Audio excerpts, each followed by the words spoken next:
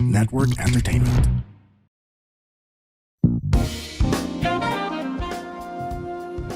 All right, so do we have a musical guest or is this a special episode? That's right. Oo nga, no? Uh, hmm.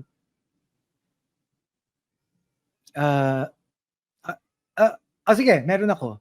Okay. Ladies and gentlemen, our special musical guest, Madonna. Mhm. Bye bye, Miss American Pie. Drove my Chevy to the levee, but the levee was dry. Tama ba? Pwede naman. Pwede. I mean, tawid na. Or I have yung another. Sige, pwede. Ladies and gentlemen, please welcome Eminem. Okay.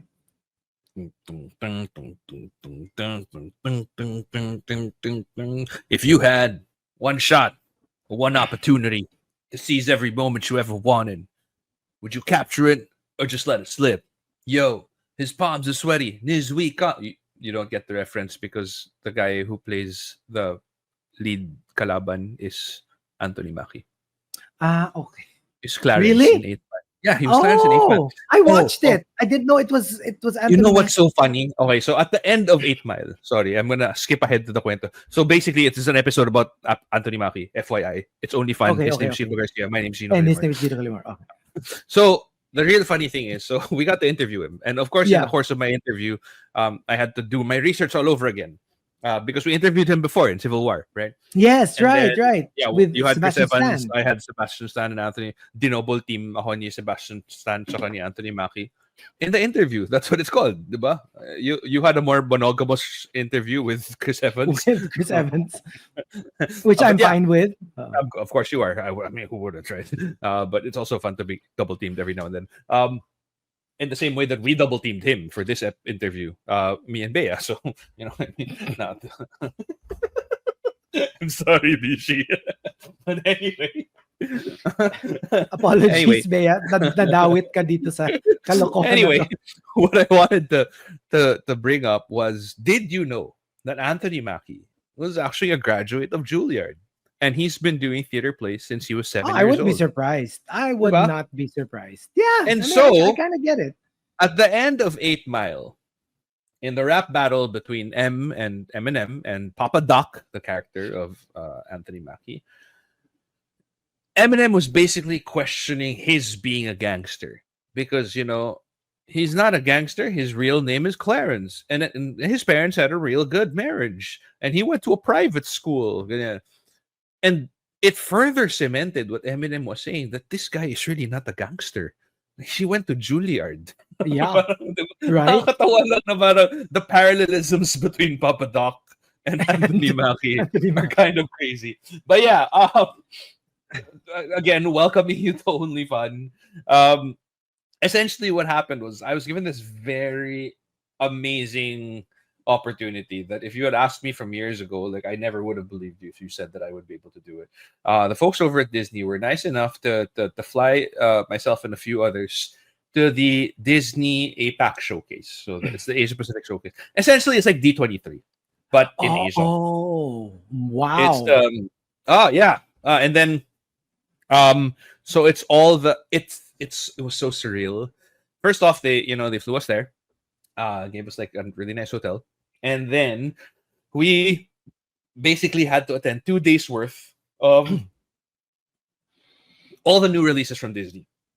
All the new releases, as in from Lucasfilms to Marvel to actual Disney to Asian content, like because they're releasing a bunch of new K-dramas on Disney Plus. And so, nakita mo daw si Son Suku.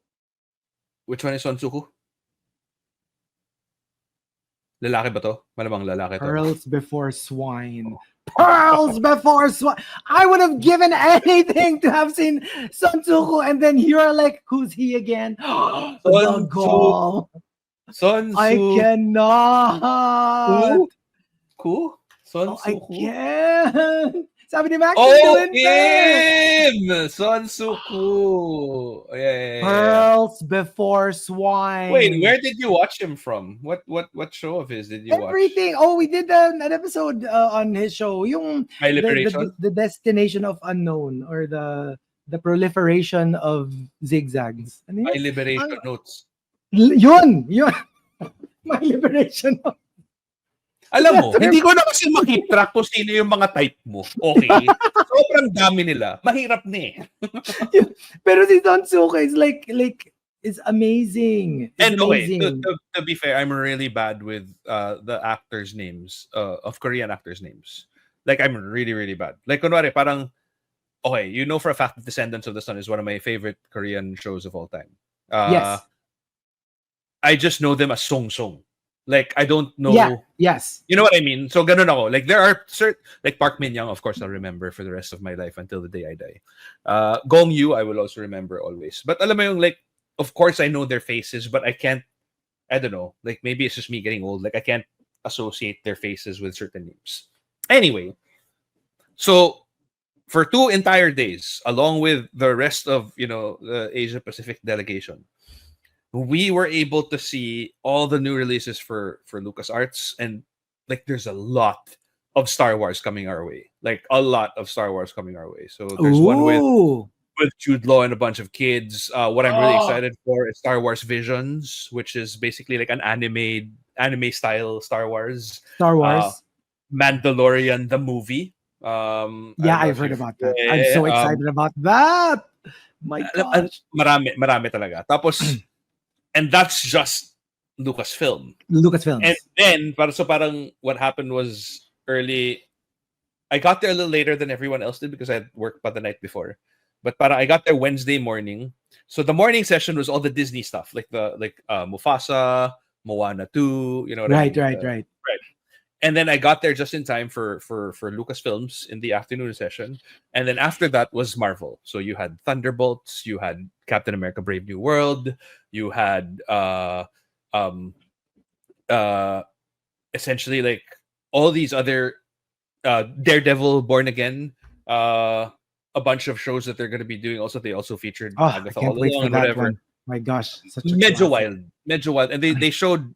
Unfortunately, we weren't allowed to take videos of what they were showing us. Yeah, understandably. Parang SDCC. Alam mo yung pag nasa holidays, hindi ka pwede mag-video. Ganun. And then the next day, it was all the K-dramas. So, the guy from Queen of Tears was there. Girl from Itaewon Class. Wow. As in, medyo, again. Son Suko. I'm pretty sure I have a picture with him. I mean, of him. No. I'll look for it. Please look. Can you forward it to me? Can you please forward it to me? Siya yata to eh. Siya yata yung... yeah, it is him. He was the one with the glittery jacket, I think. But anyway, siya yata yung sinasabi ni... Because si Denise Laurel, who was right beside me, she's super, super into K-drama. And she was the one who was kind of briefing me na, he's like the Piolo Pascual of Korea. May mga ganun, may mga katapat siya na, so it's easier for me to remember. But yeah, it was such a great experience. And to top it all off, they told me that I would get the chance to interview Anthony Mackie yet again, which for me was such a great kind of, I guess, revisiting, because like I was a little taken by our first interview during Civil War. That was how many years ago? Can you imagine Civil War? That like, can you imagine how long ago that was? Let's see. Civil War release date was no, Captain America. It was released in 2016. Tama. So we were there in 2016, and then almost close to 10 years later, 8 years later, almost, I get this chance to interview him, and like, I just felt great about it because like, that was our first ever, well, at least my first ever interview with any of the Marvel stars. We were super fanboys, super duper fanboys. And there, essentially, what happened in that interview of mine was that there was a question that I had that Sebastian Stan kind of misunderstood. Yeah, and I remember that. Yeah, and I was like, I'm visibly shaken now, and parang, yo, like that's not what I meant. That's not But what I didn't meant. but I didn't want to cut him while he was going on. And then Anthony Mackie was the one who said, "Oh, what he meant was this, dude." To which Sebastian Stan was like, "Oh, okay, all right," and then answered it. So alam mo Okay. yung parang it kind of put a smear on my interview, process, Memories. memories. And then I had this interview with him. And it was an 11-minute interview, which is a long time for an interview because usually for junkets it's like 5 minutes or whatever. Yeah. And of course, prior to this, I had the Paul Rudd's, which was great. So alam mo yun, ang ganda ng memories ko of interviews. Eh. And so parang for me, this felt like a parang yes, I'm so happy that I got to do this because this kind of erased that, not naman negative, but more of like that first interview with him. Because like I thoroughly enjoyed talking to him now. I felt more comfortable. I felt like I was more at ease. And yeah, so I'm just happy to be able to share this with you guys. And medyo maraming pasabog in the sense na I guess we can talk about it now because it's in the interview anyway. Like a lot of people were asking like, oh, how come Falcon, who essentially becomes Captain America, is able to go toe to toe against Red Hulk? You know what I mean? Who was played by Harrison Ford in Brave New World. And what a lot of people didn't know, us included, was that his suit was actually a Wakandan suit. His new, which they only just talked about on the day that we interviewed him. So right before his interview, Kevin Feige basically phoned in and addressed the Asia Pacific delegates. And he talked about how as it casually mentions his suit's from Wakanda. So everybody was like, like you could hear the gasp from the audience na parang, what? He has a Wakandan suit? So apparently that's why. And then so he brings it up in the interview as well. Yeah. So really happy about this interview, which we'll show you right now. To meet you. We're so honored and we're so excited for this interview. My name is Bea, by the way. My name is Gino. I've actually spoken to you when you were here for Civil War a few years back. But yeah, let's get into some of the questions if you don't mind. First, I have to say, what up, Orlando Pobotoy? Miss you, baby. That's my boy. He live in the Philippines. Okay. So hopefully they'll see it. Okay. Shout out to all our friends in the Philippines. All right. There we go. All right. Here you go. First question for you. So ever since the world found out about you being the new Captain America, have a lot of things changed on your end? Like whenever you walk into the movie set, maybe is it a different way of treating you from when you were the Falcon, or even outside of the set? You know what? That's a great question, and it has changed, and I don't like it. Oh, wasn't expecting that one. Because I'd be like, no, it's weird. There's this in Hollywood. There's this self-enforced hierarchy. Yeah. Like you're not supposed to talk to the star of the movie. You're not supposed to hang out with him. You're not supposed to ask him what's up or how's he doing. You're not supposed to be around him. And it's interesting because that's one of the greatest things I learned from Harrison Ford while shooting this movie. Even though I was the lead of the movie, he was still Harrison Ford. Sure. And when we would come off of set, we would all just be sitting there and Harrison would come over and just say, "What's up, guys? What are you doing?" breaking the hierarchy. Yeah. Wow. And my last project that I did, it felt like there was this kind of separation between me and State, me and the rest of the crew, and I'm not that guy. Right. So every day I went on set, I tried to Harrison Ford him. So that's what I'm going full Harrison Ford. No, you're not going to be, we're not playing those ring dick games. So it's almost like you can say that this is kind of like a Brave New World. Oh, this guy's good. This guy's good. Whatever. He's all right. He's all right. No, but I wanted to ask though. I think you mentioned in the past that all you got from your kid was cool when he first found out, and then it was like a late processing kind of thing. The tears kind of came a week later. I think you mentioned that one time. Now that it's been shot, it's done. What do you think the reaction's going to be? When you finally see it together. I haven't been talking about it. I don't bring it up. If they ask me, we never made the movie. So I'm gonna just wait. I'm gonna be like, yo, y'all want to go to the movies? No Let's way. go to the movies. But then I gotta hide and make sure they don't see the poster and stuff. Sure. And they don't watch much TV. Like most kids nowadays don't watch TV. On They the just phone. watch Yes, it on the phones. on the and stuff. phones. So I'm gonna sneak around it until the movie comes out. And then I'm gonna just bring them to the movie theater and say, I gotta go to the bathroom and don't come back. Wow. And see what they say. And see what they do. Yeah. Yeah. That's great I love parenting. it. just gonna disappear. No, we should just disappear. Come back when the Yeah. credits on and be like, huh? Well, What'd you think of that? Pretty cool. All right. Okay, so you mentioned Harrison Ford earlier, and you know how it's like, you know, because he's Harrison Ford, you know what I mean? So I'm assuming that you kind of grew up watching Indiana Jones, Star Wars, and everything like that. So working with Harrison Ford, the first time that you were actually on set with him, was there a level of, I guess, starstruckness or? Oh, I was shit nervous. Oh, okay. Coming from you. Yeah. When you watch the trailer, there's a scene in the trailer where I'm talking to him and he's like, "You're no Steve Rogers." That whole scene, I couldn't remember my lines. Oh, wow. And that was the first scene we shot together. Okay. So I have all these speeches and I'm doing all this stuff. And he's like, "What do you have to say for yourself?" I'm like, "I don't know, Harrison Ford." Revert back to Harrison Ford. Yeah, and I was so nervous. He pulled me to the side. And he's like, "Calm down, kid." I was like, "Oh, yeah, I'm tripping. You're right." But Yeah. then we go into the next scene, and it's like a control room scene. And there's this guy. He has one line. Like he's a day player. He has one line. Harrison walks in and he just starts sweating. I mean, he turns wow. beet red. Yeah. And Harrison goes, "What do you have for me?" And he goes, So, we're doing it again. Action. "What do you have for me?"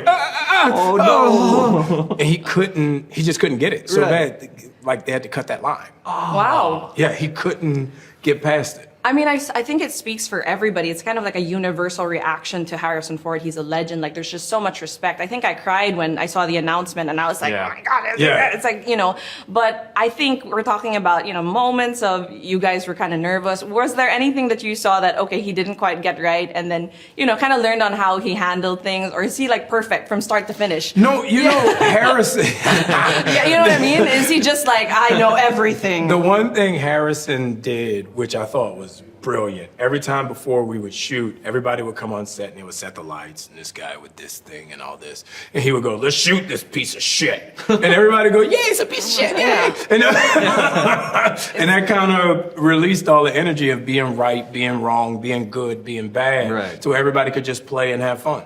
I like how it kind of diffuses the And situation a he little bit. realizes, he knows his effect on people. So Well, he's been yeah. Harrison Ford for 65 Yeah, sure. years. Exactly. I mean, you know, he gets it. He's used to it by now. Yeah. No. Are you good at keeping the MCU secrets? Because like every time I watch these interviews, I'm like, how do you guys skirt around and like, you know what I mean? Would you consider yourself always aware? You're like, huh, you know, like I can't say this. I'm very good at learning the storyline and plot.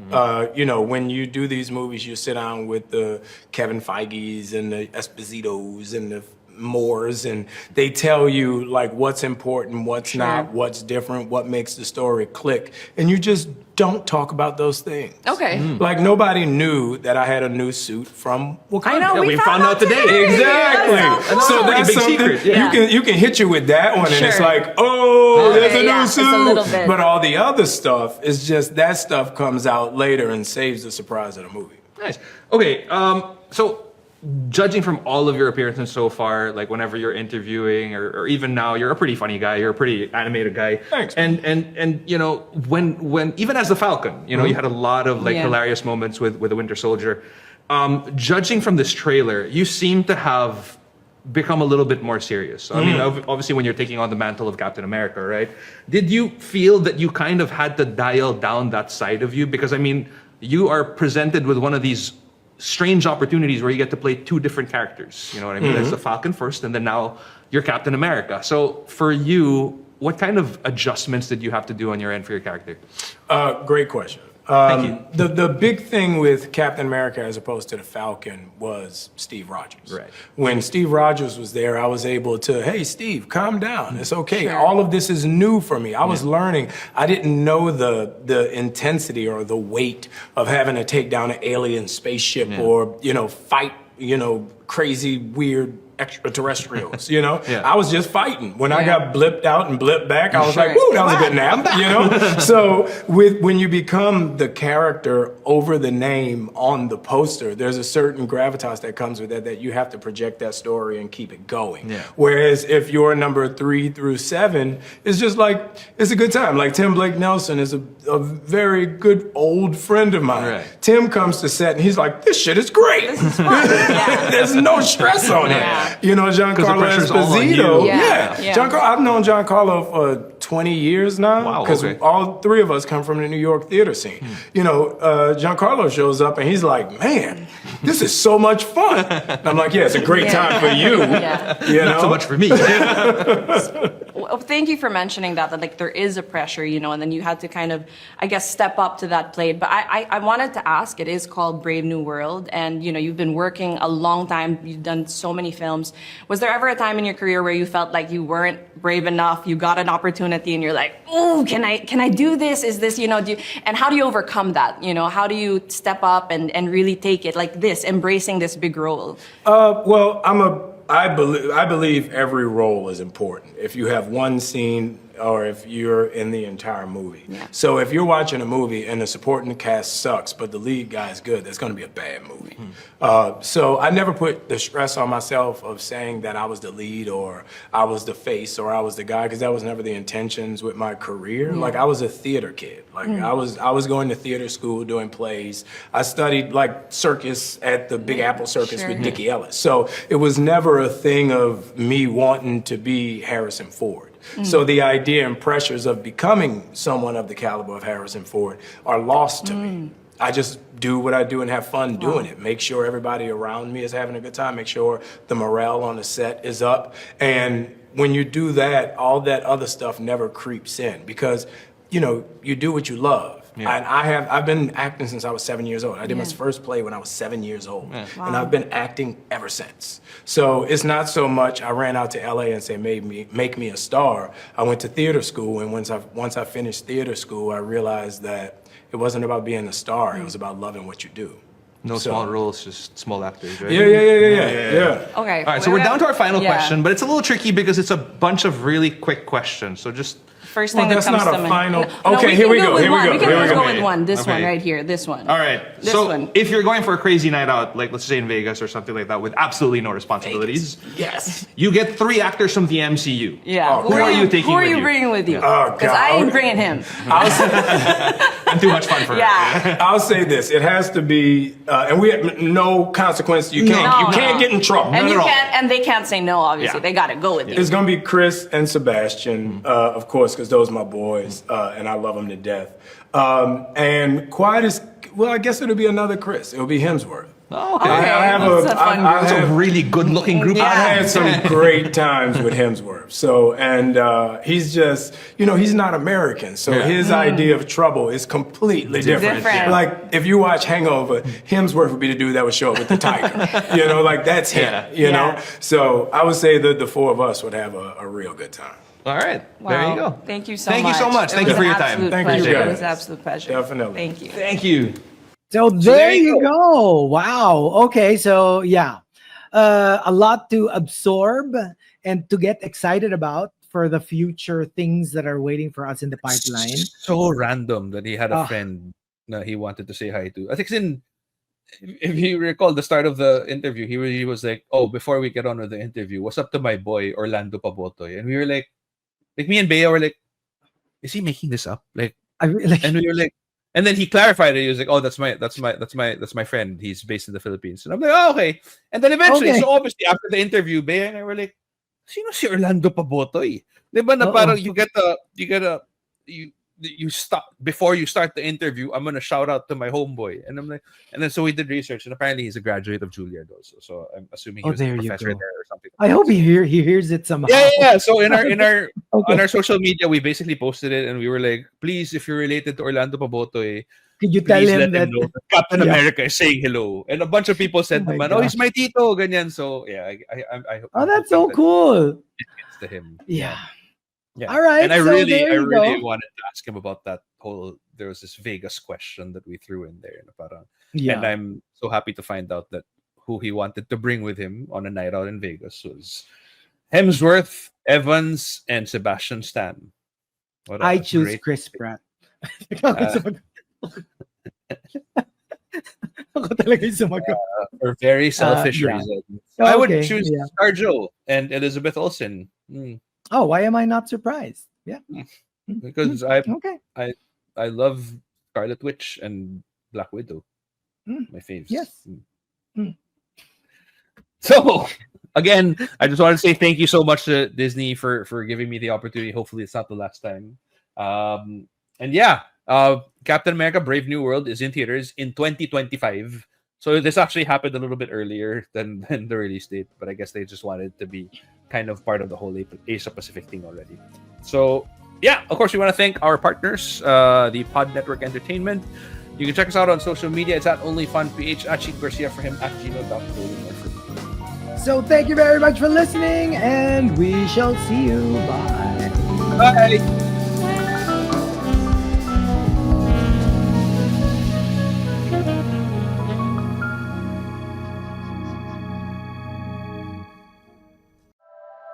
The opinions of podcast creators, hosts, and guests are not necessarily reflective of the official stance of the Pod Network Entertainment, its hosts, or other network programs. The content created by the people behind the podcast is personal and not meant to harm any religion, ethnicity, group, organization, company, or individual.